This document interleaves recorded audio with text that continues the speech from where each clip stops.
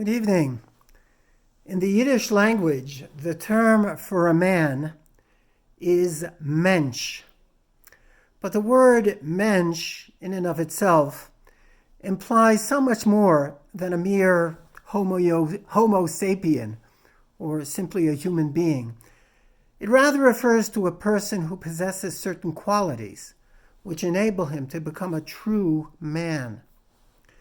Furthermore, people who practice this not so easily definable term are considered to be exercising Menschlichkeit.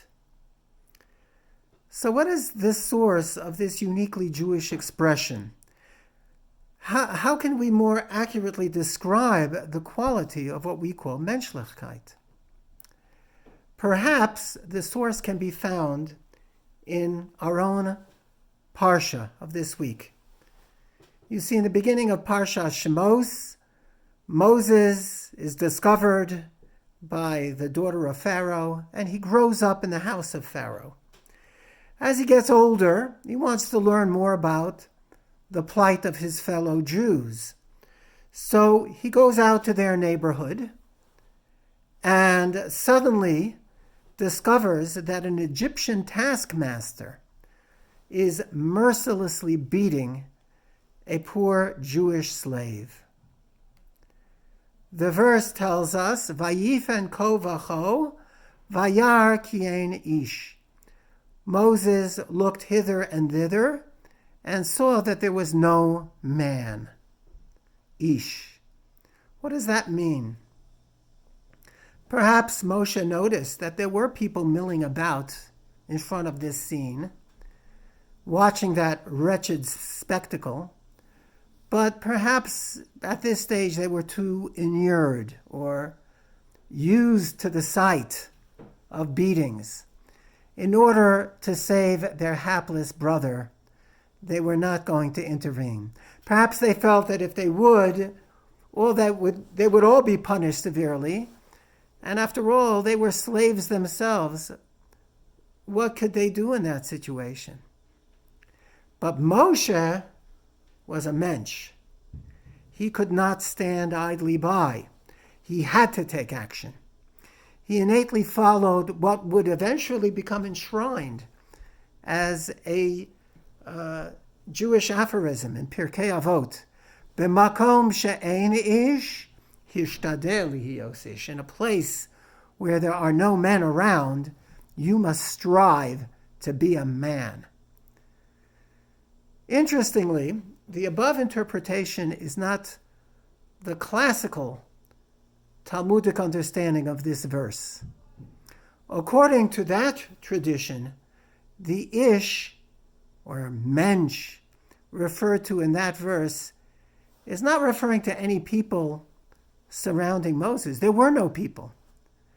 But rather, it refers to the Egyptian taskmaster himself.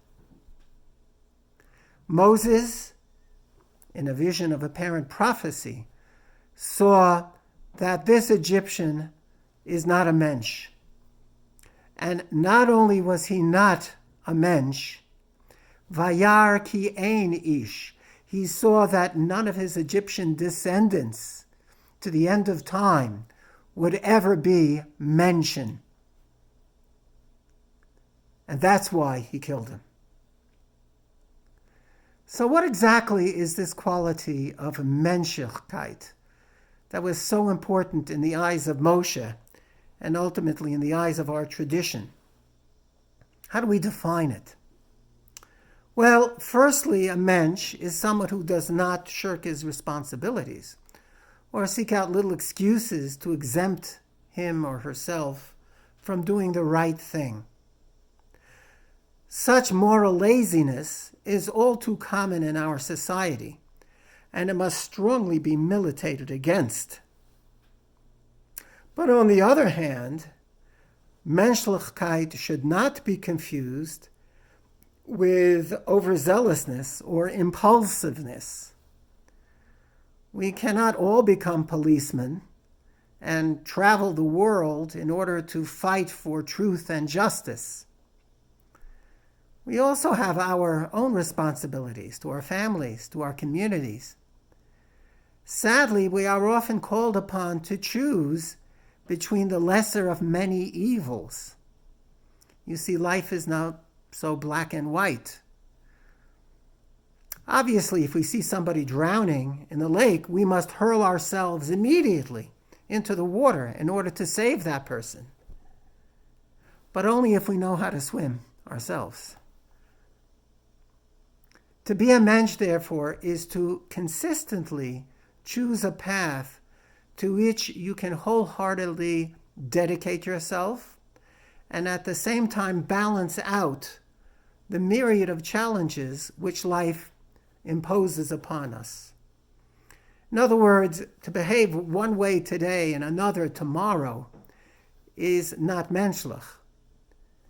In fact, the Ksava Kabbalah, one of the famous commentaries, derives that the word ish comes from yesh, meaning substantial, solid, not wishy-washy.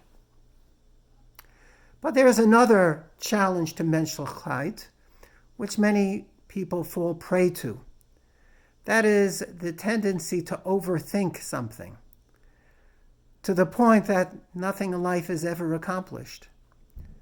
This requires a certain modicum of what we call bitachon, faith in Hashem, that He will help you if you came by your decision with sincerity, seriousness, and even holiness. The most obvious example, I think, is marriage. Back in the old days, it's possible that most marriages were successful because people came from very similar backgrounds and shared common values. Today, things are not so cut and dry. We live in a society which offers each individual different options and different values to choose from.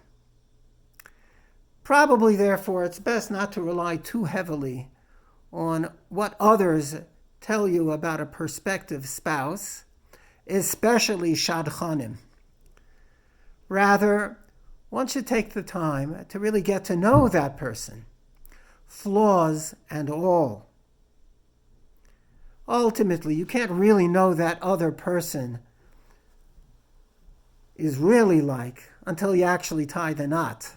After all is said and done, you must jump in and take your chances in life. Today, however, we find that many young people look at statistics, overthink every angle, and as a result, they just stay single for years.